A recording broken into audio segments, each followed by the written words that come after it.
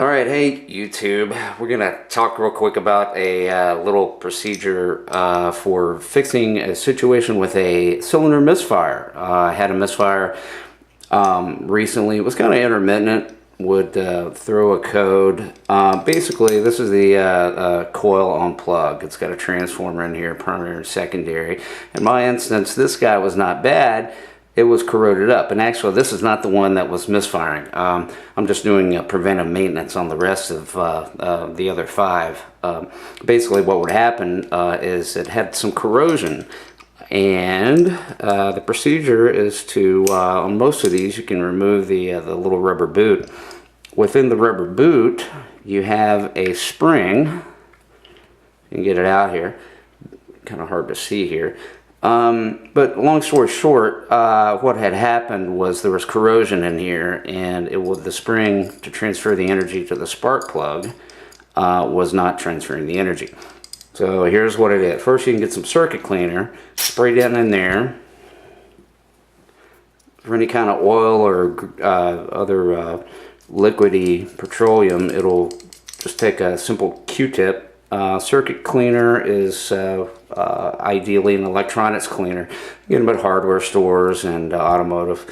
Take the Q-tip, just kind of clean it out a little bit. Next thing I did, take some approximately 1,000 grit sandpaper and a pencil, and get that sandpaper down there. Kind of hard to do. It would help if you could cut it in an ideal circle, but in my instance this is good enough and it worked for me.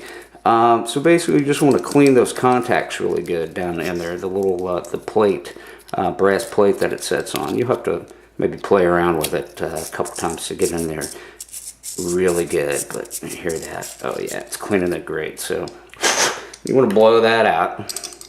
So this one I've already cleaned actually, but it's looking pretty good in there. It was much worse. Get some close-up pictures here of it before and after.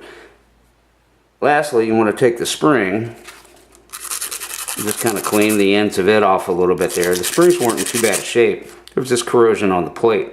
And I also want to pull, de-spring it a little bit, just kind of stretch it out.